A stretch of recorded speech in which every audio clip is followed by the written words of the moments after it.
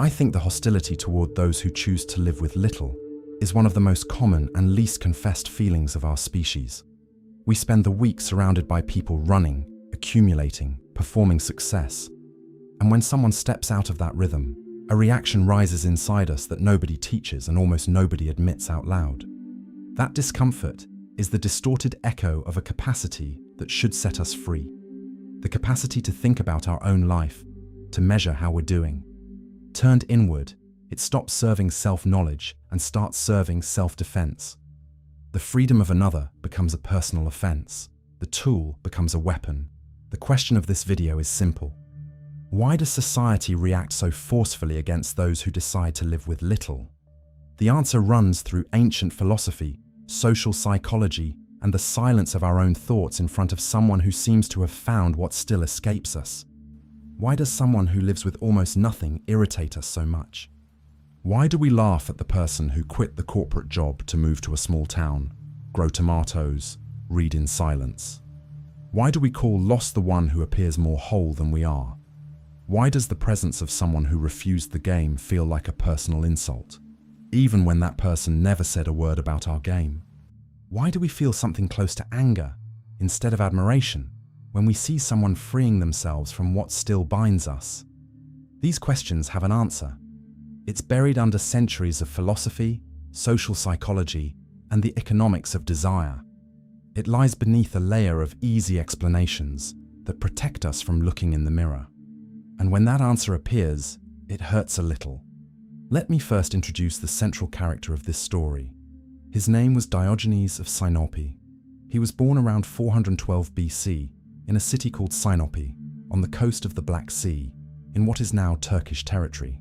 His father, according to the account by Diogenes Laertius in Lives and Opinions of Eminent Philosophers, was a man in charge of minting coins for the city. At some point, father and son were accused of debasing the local currency. They were exiled. What seemed like a misfortune became the starting point of the most radical philosophy of antiquity. Diogenes went to Athens. There he found Antisthenes, a philosopher who had founded a school later called Cynicism, a word that comes from the Greek kynikos, derived from kion, which means dog. The nickname was a provocation that the cynics themselves embraced.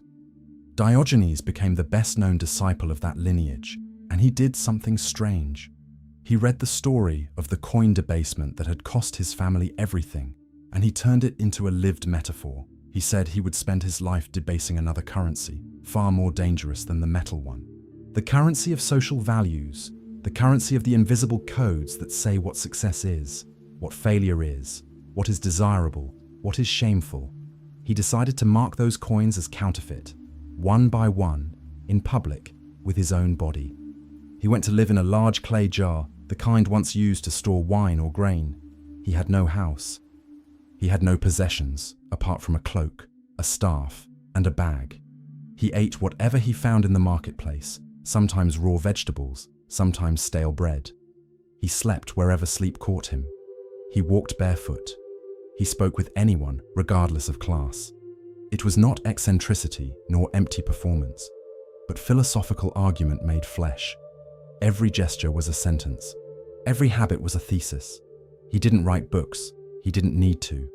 His way of living was the treatise itself. The quick answer to the question of this video, the answer that circulates in motivational phrases, in Instagram captions, in coaching speeches, is just one. Society hates the simple out of envy. Done. Case closed. Next reflection. I myself, before diving into this study, repeated that with conviction. It's a comfortable line. It puts the blame on others. It makes the one who repeats it feel superior to the envious, even when the one repeating it is also envious. The easy explanation has that function. It closes the subject before the subject truly opens. But there's a problem. If it were only envy, the phenomenon would disappear with a little emotional honesty. Just acknowledging it would make the hostility evaporate. It doesn't evaporate. It persists, crossing centuries, crossing cultures, crossing social classes. The explanation has to be deeper, and it is. There are three forces working together at the same time, without anyone noticing. three psychological and social gears that fit together in an almost invisible way. When you understand all three, the hatred of the simple life stops feeling like a mystery and starts feeling like mechanics. The first force is the unbearable mirror. When someone lives well with little, they automatically expose the falsehood of those who sacrifice themselves for much. They don't need to say anything. They don't need to criticize anyone. Their mere presence already works like a silent accusation. Imagine an office where everyone works 12 hours a day, piles up debt to sustain a lifestyle, sleeps poorly, fights at home, takes medication for anxiety. Now imagine that someone shows up who quit their job, moved to a cheap town, works 4 hours a day, reads in the afternoon, sleeps well, is at peace. That person doesn't need to open their mouth.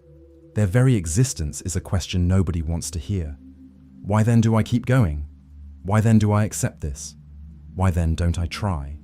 That question, if taken seriously, threatens to dismantle an entire life. Years of choices, years of sacrifices, years of overtime, years of relationships given up, years of health worn down. If the alternative was possible the whole time, then all of that was an avoidable mistake. And almost nobody can bear to look at a pile of years and say, I got it wrong. It is psychologically less costly to attack the messenger, to call the other irresponsible, a failure, a slacker, privileged, anything that strips them of the authority to raise the question. Diogenes understood this with terrible clarity. That's why he didn't preach with words. He preached with his presence. He knew words can be argued with, but presence is felt. And what is felt cannot be countered with an argument. There is a classic social psychology experiment carried out in the 1950s that helps to understand the depth of this mechanism. Ordinary people, placed in a group where everyone else gave obviously wrong answers to a simple question, ended up also giving the wrong answer against their own perception. It wasn't stupidity. It was social pressure. The presence of a coherent majority, even when wrong, distorts individual perception. The ancient cynic flipped that experiment. He was a single correct point surrounded by a crowd unified around the error. And the crowd, instead of revising itself, attacked the point. Leon Festinger, in the mid-20th century, gave that phenomenon a name. He called it cognitive dissonance. When two beliefs, or a belief and a piece of evidence, come into conflict inside the mind, the system seeks to relieve the tension. Generally, it is psychically cheaper to distort the evidence than to reshape the belief. Anyone who sees a simple and happy neighbor has to do something with that dissonance. They can reshape their own life, which is expensive, painful, and slow. Or they can declare that the neighbor isn't really happy, it's just pretending, just a phase, just a lack of ambition. The second option is incomparably less costly, and that's why it almost always wins. This pattern operates every time someone fiercely defends a way of life that, deep down, they no longer believe is the best possible one. There is a scene that might sum up, better than 1,000 treatises, what I'm trying to say. Alexander the Great, in the days when he was still building his empire, heard about a strange man who lived in Corinth, inside a jar, and who refused power, money, comfort. Alexander wanted to meet him. He went there. He found Diogenes lying down, sunbathing. The conqueror, according to the account preserved by Plutarch in Parallel Lives, offered him whatever he wanted, anything at all. He only had to ask. Diogenes looked at him slowly and answered, "Get out of my sunlight." The line stuck. It crossed 2,300 years. Not because it's arrogant, but because it's a demonstration. Alexander could offer everything, but Diogenes already had everything he needed. It was just sunlight. Sunlight is free. Sunlight doesn't charge taxes, doesn't ask for a resume, doesn't demand flattery. And the man who needs only sunlight is freer than the man who owns armies.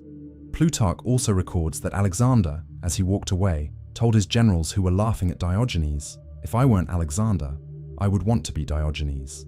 Even the most powerful man in the ancient world recognized, in private, the one who had won without having to fight. Here is the detail few people comment on about that scene. Alexander wasn't furious, he admired him. But the crowd around them laughed, mocked, tried to belittle Diogenes with jeering. Why did Alexander admire him and the crowd attack? Because Alexander, at the top of the world, could afford the luxury of recognizing an equal. He had nothing to lose by the recognition. The crowd, each one with their own small life of common aspirations, felt the unbearable mirror up close. Each laugh was a defense mechanism. Those at the bottom usually defend the system with more fervor than those at the top, because it is down below that the comparison stings. The second force is more subtle, and it can only be understood by looking at our own time, not at Diogenes. Our attention has shrunk. It's not rhetorical exaggeration, it's clinical data. Recent studies on digital behavior show that the collective attention window for any given topic has been shortening consistently over the last 2 decades. The average time of continuous focus on a screen has dropped from roughly 2.5 minutes in the early 2000s to something around 47 seconds today. The internet, far from being a merely neutral tool, has been reshaping the human brain into a pattern of fragmented reading, rapid scanning, restless leaping between stimuli. The brain is plastic. It reconfigures itself according to use. And the intensive use of screens, networks, and notifications, hour after hour, day after day, year after year, trains the mind to prefer the shallow over the deep, the short over the long, the stimulating over the silent. It isn't a moral failing. It's neurological architecture responding to an environment. What does that have to do with the hatred of the simple life? Everything. The simple life demands something that we, on a large scale, have been losing. The ability to inhabit the moment without fleeing from it. The ability to stay in silence without reaching for the phone. The ability to walk from the bedroom to the kitchen without needing headphones. The ability to wait 3 minutes at a red light without scrolling through a feed. The simple life is made of those pauses. Diogenes would sit in the sun and just stay there. There was no next notification. There was no next chemical dopamine hit. There was the sun, the stone beneath him, and time passing. When we see someone capable of inhabiting that stillness without panicking, something inside us tightens. We can't quite name what it is, but it's a diffuse irritation, as if that calm were an indirect aggression against our agitation. That person does, with no visible effort, exactly what we are no longer capable of doing for 5 minutes straight. And the brain, when it finds itself at a disadvantage, tends to react with hostility before reacting with curiosity. The neuroscience of recent decades has been confirming what ancient poets already intuited, that emotion precedes reason in most of our everyday reactions. We feel before we think. And that feeling, in the face of simplicity, arrives before reason has time to show up with its nuances. There is an ancient Greek word, skole, which is the root of our word school. Originally, schola meant leisure, dedicated idleness, free time to think and contemplate. For the ancient philosophers, the goal of work was to earn schole, not the other way around. The good life was a life with free time for contemplation. Today, the meaning has been completely flipped. School became the opposite of leisure, became discipline and productivity. Leisure became suspect, became a synonym for unproductivity, became something that needs to be filled with content, notifications, and tasks. Those who live simply recover without realizing it, that ancient Greek word. They recover schola, and those who have lost schola see in the one who has recovered it a threat difficult to name. Understanding philosophy is interesting. Practicing philosophy can change your life. Start with the link I left in the first pinned comment. Diogenes had a habit that might be his most well-known image after the jar. He would walk through the streets of Athens in the middle of the day with a lit lamp in his hands. People would ask what he was doing, with that strong sun lighting everything up. He would answer, "I'm looking for an honest man," and he never found one. The scene is comic and devastating. Comic because it's absurd, devastating because it's precise. Diogenes was saying that in an entire city, full of philosophers, merchants, poets, politicians, soldiers, and ordinary people, there was not a single whole man. They were all fragments. They were all performing roles. They were all lying, at some level, about who they were.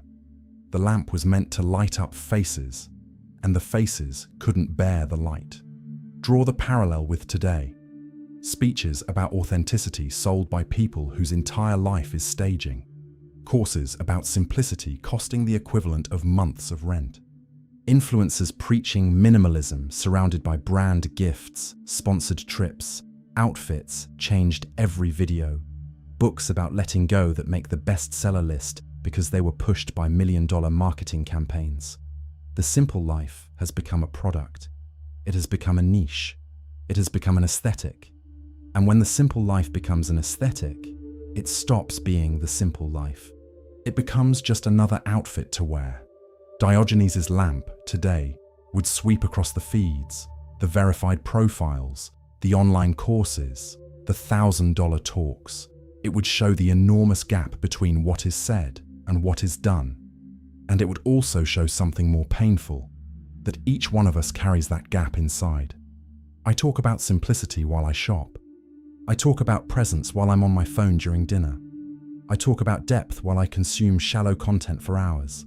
The lamp doesn't accuse only the others. It accuses the one carrying it as well. And that's the hardest part. The simple life unmasks. And what unmasks must be discredited before its light reaches too many people. That's why society has developed, over time, an arsenal of words to neutralize those who choose that path. Alternative in a mocking tone. Hippie as an insult. Loser as a sentence. Privileged as an accusation that does away with the argument. These labels aren't analyses. They are defenses. They protect the existing structure from the question that simple presence carries. The third force is the hardest to admit. The promise has failed. The promise that more consumption, more achievements, more digital connections, more status, more experiences, more career would bring fulfillment. That promise hasn't delivered what it sold. The data is there, uncomfortable. Diagnosed depression in more than 300 million people around the world. Anxiety in continuous growth. Sociologists in the late 19th century already sensed that wealthy and deregulated societies, without firm bonds, produce what is called anomie, a state of disorientation that leads to individual despair. They were describing the future more than 100 years in advance. Economic research in recent decades has found a pattern that helps explain why the promise failed. Additional income, above a certain threshold, stops significantly increasing day-to-day emotional well-being. Once basic needs are covered, earning more does not bring proportionally more peace. But advertising keeps selling the opposite.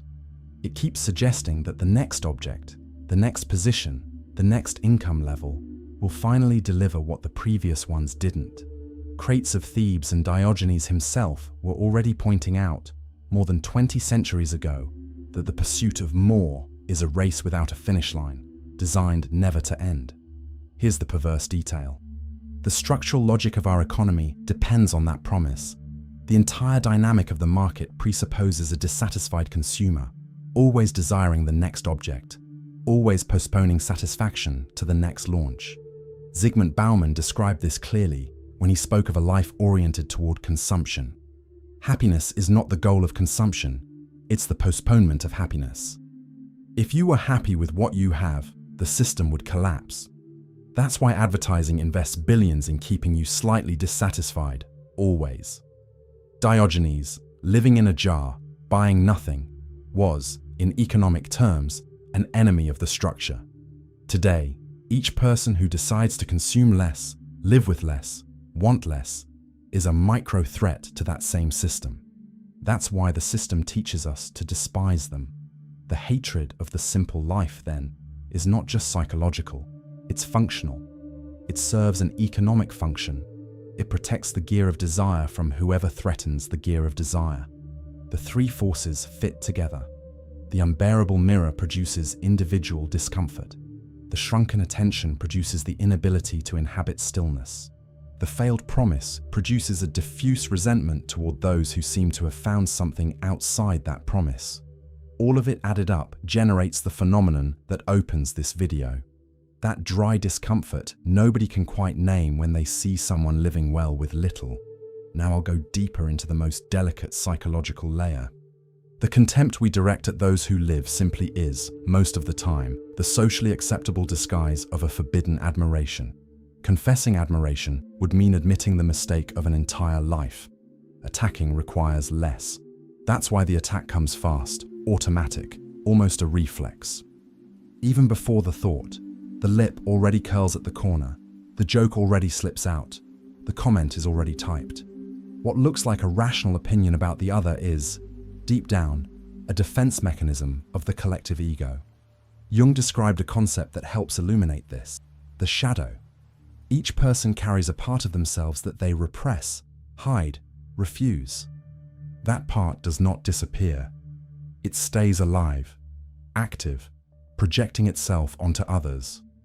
When something in another person irritates us disproportionately, it's usually because the other is expressing what we have repressed in ourselves.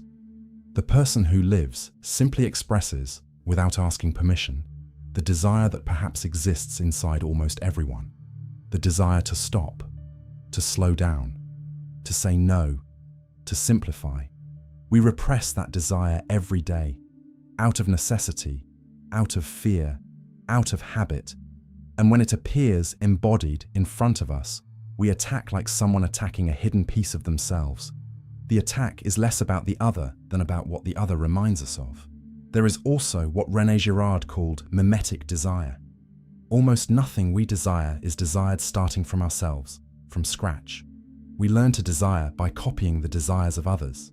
We see the neighbor wanting a bigger car, and we start wanting one too. We see the influencer flaunting a life, and we come to believe that life was missing from ours.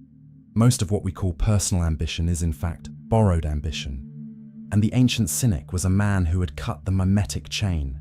He didn't desire by contagion. He desired out of real necessity. That cut is one of the rarest things a human being can do. And it's also one of the things that provoke the most hostility in those who are still trapped in the circuit. The other is doing what you would have liked to do and didn't. The other is saying the no that you rehearsed and swallowed. The other is showing that it was possible. And nobody forgives the one who reminds us of the possibilities we gave up. There is a distinction that needs to be made here, especially for whoever is watching this video on a quiet night, perhaps recognizing themselves in some of the feelings described. There are two very different types of solitude, and confusing them is a dangerous trap. The first is imposed solitude. It hurts because it was forced. The person didn't choose to be alone. They were rejected. They were abandoned, they were forgotten. That solitude requires care, network, presence. That isn't the kind we're talking about when we describe the life of the cynic philosopher. The second is philosophical solitude. It comes from another place. It comes from the moment when someone can no longer stand the company of the superficial. It's not that this person hates others. It's that they can no longer take part in conversations that revolve around new cars, around a promotion that hasn't come, around show gossip, around shallow social comparison. Diogenes wasn't alone because he was rejected. He was alone because nobody in Athens had the stomach to hold his truth. People came, laughed, mocked, and left. He stayed.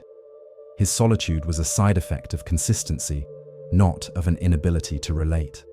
The fear of solitude in modern culture feeds an entire industry of distraction that keeps people busy enough to never meet themselves. Meeting yourself is frightening. That's why we turn on the television before we even get home. Whoever chooses the simple life crosses a desert before reaching any oasis. That desert is real. Friends disappear because deep conversations demand what they don't want to give. Family reacts with worry, then with irritation, then with judgment. Acquaintances whisper at gatherings that you've lost your way, that you're going through a phase, that you'll come back. That desert isn't a failure of the choice. It's the transition stage every radical choice requires. Crossing the desert is not evidence of error. It's evidence of movement. Whoever has never crossed a desert has probably never gone anywhere at all. But it's fair to say here, without softening, that this path costs. It costs a lot. Diogenes paid a high price for his consistency. He was exiled from his homeland. He was ridiculed in Athens. He was captured by pirates during a voyage and sold as a slave in a market in Corinth. When the auctioneer asked what he knew how to do, Diogenes answered, "I know how to rule men." He looked at the crowd and said, "Announce whether anyone here needs a master." The story, recorded by Diogenes Laertius, shows the posture. Even chained, even exposed to public humiliation, he didn't bow. His courage wasn't in not feeling the blow. It was in not letting the blow define who he was. Romanticizing the simple life is a serious mistake. Whoever follows this path today, in the 21st century, will face real consequences. They will probably lose old friends because those friends won't understand. They will probably have difficult conversations with parents and relatives because they will be alarmed. They will probably be seen as unstable, even when they're more stable than ever. They will probably need to rebuild, from scratch, a network of people who vibrate on the same frequency. All of that happens. It's not theory. It's the material cost of consistency. Here comes a central concept that needs to be understood because it's frequently misinterpreted. Freedom, for Diogenes, was not being able to do whatever one wanted. That's the modern concept of freedom, based on consumption and market choice. Freedom was something else, deeper, described by the Greek word eleutheria. It means not needing anything external in order to be well. It means that no circumstance has the power to bring you down because you no longer depend on any circumstance to hold yourself up. Later philosophical tradition usually separates two forms of freedom. Negative freedom, which is the absence of external obstacles to doing what one wants, and positive freedom, which is mastery over oneself, the capacity not to be a slave to one's own impulses. Western modernity specialized in delivering the first in the form of consumer options and mobility, but it failed almost completely at delivering the second. The result is the contemporary subject, free to choose between 50 brands of cereal and absolutely chained to their own compulsive desires. Diogenes, in a world with far fewer external options, had incomparably more positive freedom. He was master of himself, and whoever is master of himself cannot be made the servant of anything else. Diogenes was free because he had already given everything up voluntarily. Nothing could be used against him because nothing was left for him to lose. You can't threaten to take the house away from someone who lives in a jar. You can't threaten to take the job away from someone who has no job. Each renunciation he made closed a door through which coercion entered. In the end, what remained was an unreachable man. Not because he was strong, but because there was nothing left to pull. Compare that with modern man. Tied to the 30-year mortgage, to the boss who can fire, to the algorithm that can cancel, to the credit that can drop, to the status that can crumble, to the marriage that can collapse if he shows himself as he is, to the online image that has to be kept up with constant maintenance. So many invisible chains, so many pressure points. Every accumulated possession is also a lever someone can use to control him. The modern person has a lot, and that's exactly why they have a lot to lose. Whoever has a lot to lose cannot say no, and whoever cannot say no, deep down, is not free. There is a small episode, recorded by Diogenes Laertius, that illustrates this with dry humor. Diogenes saw one day a child drinking water with his hands cupped together. He looked at the wooden bowl he carried in his bag, realized that even that was superfluous, and broke the bowl on the spot. He said to himself out loud, "A child has beaten me in the art of simplicity." The scene, even if dressed up by posterity, captures the logic of cynicism. Every discarded object was a door closed to dependence. Every closed door was a small step toward a real freedom. It wasn't philosophical abstraction, it was engineering of the soul. Real freedom, in the cynic sense, isn't found in conquering more. It is found in the exact instant when you stop fearing loss. Freedom doesn't arrive when you accumulate enough. It arrives when you realize you can live without it. Accumulating offers the illusion of security, but real security lies in knowing that, even with nothing, you would still be you. Diogenes carried that certainty in his body. That's why he could look at Alexander, the man who controlled the known world, and ask only that he step out of the sunlight. Whoever needs sunlight does not need an empire. Before talking about how to apply this to the life you actually lead, I have to walk through a Greek word that may be the most misunderstood of this entire tradition. Without it, what comes next turns into caricature. With it, the logic of cynicism stops sounding like hatred of the world and starts sounding like a radical affirmation of life. The word is autokeia. Cynicism, in the ancient philosophical sense, does not defend misery. It does not defend gratuitous suffering. It does not defend hatred of life. It does not defend masochism or any morbid denial of pleasure. It defends autokeia, sufficiency, self-sufficiency, having enough to live with dignity without needing to depend on external things. It's not about depriving yourself. It's about not depending. The difference is decisive. The monk who lives in misery out of religious obligation is not practicing autokeia. The ascetic who suffers because he believes that suffering is virtue isn't either. Diogenes was not seeking suffering. He was seeking functional simplicity. When there was food, he ate. When there was sun, he sunbathed. When there was interesting conversation, he joined in. When there was an insult, he answered with irony. What he didn't do was organize his life around things he didn't need. He didn't work for money he wouldn't use. He didn't dress to impress people who wouldn't know him. He didn't accumulate possessions that would rot before being used. He lived on enough, and enough was enough. Ancient philosophy in general, and cynicism in particular, were not abstract theories. They were exercises in living, daily practices that shaped the soul. Diogenes' radical choice was affirmation, not denial. It was a deep yes to life, expressed by saying no to everything that got in between him and life. Now it's time to turn the camera around. Pause the video for a moment after this sentence, if you can. Look around you.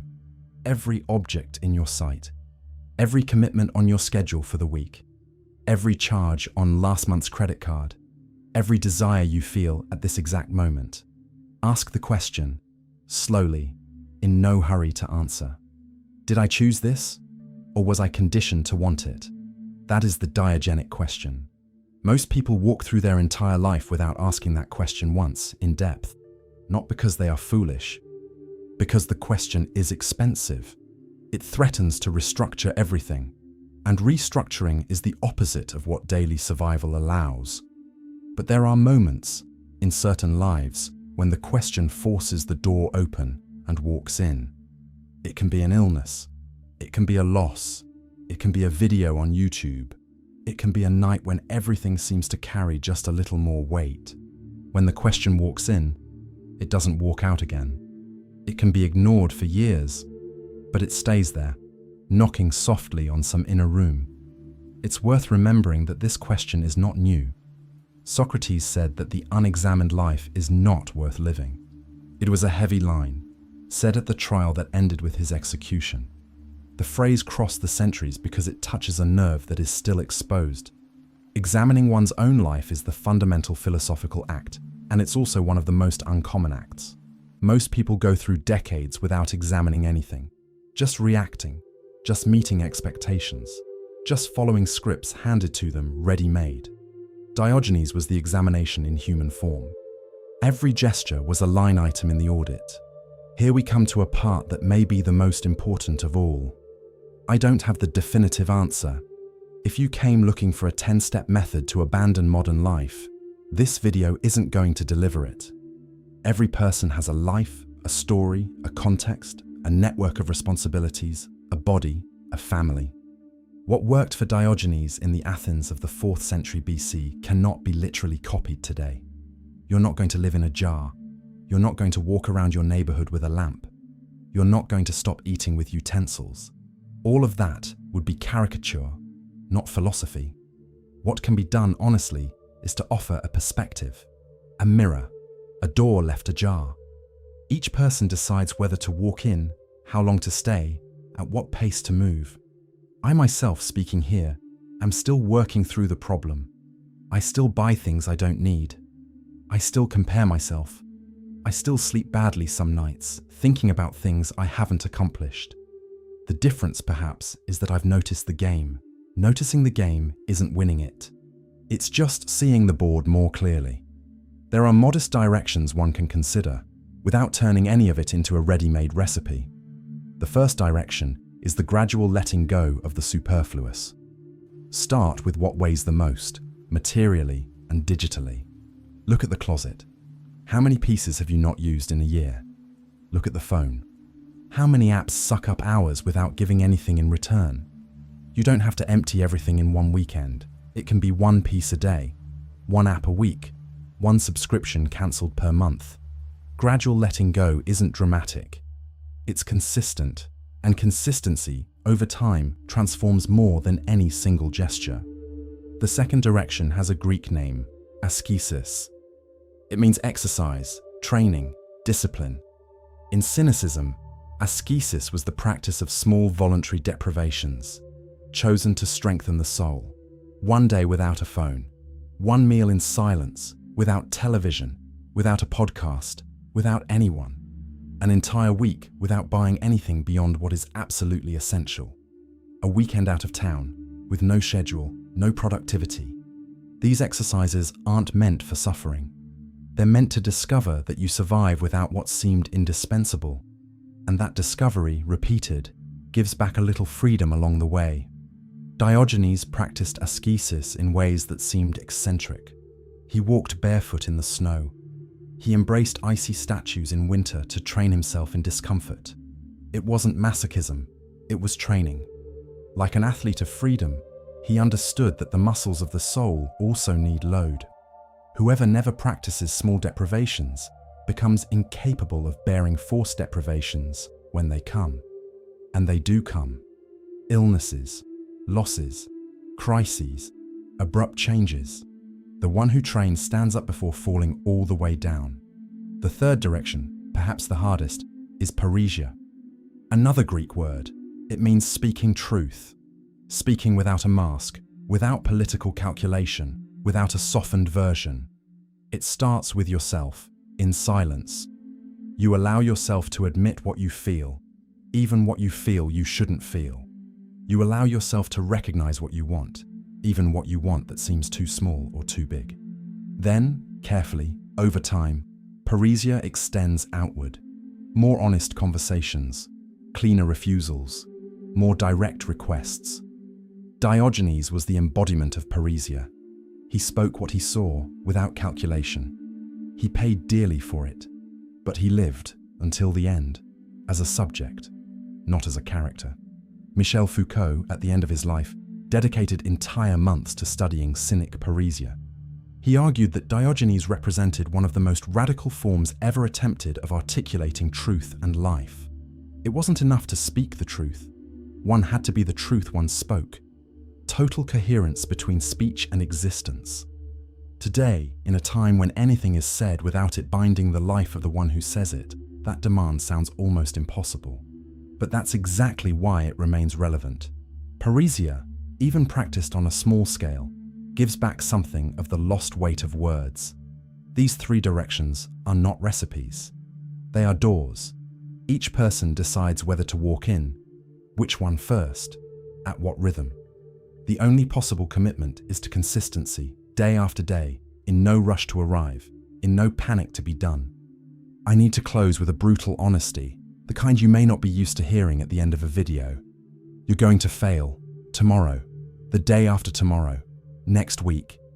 You're going to watch this video, feel a wave of inspiration, make a few changes in the first few days, and then go back to buying what you don't need. Go back to comparing yourself on social media. Go back to feeling that dry discomfort when you see someone living well with little. All of that is going to happen, and it's okay. Real change is monumentally difficult. It happens in layers, with relapses, with setbacks, with long periods of apparent stagnation. Diogenes wasn't born in the jar. He didn't go straight from the exiled banker's house to full philosophy. He got there by repeated choice, day after day, over years. Every morning he woke up and chose again. Every time he felt the impulse to return to the comfortable life, he chose to stay.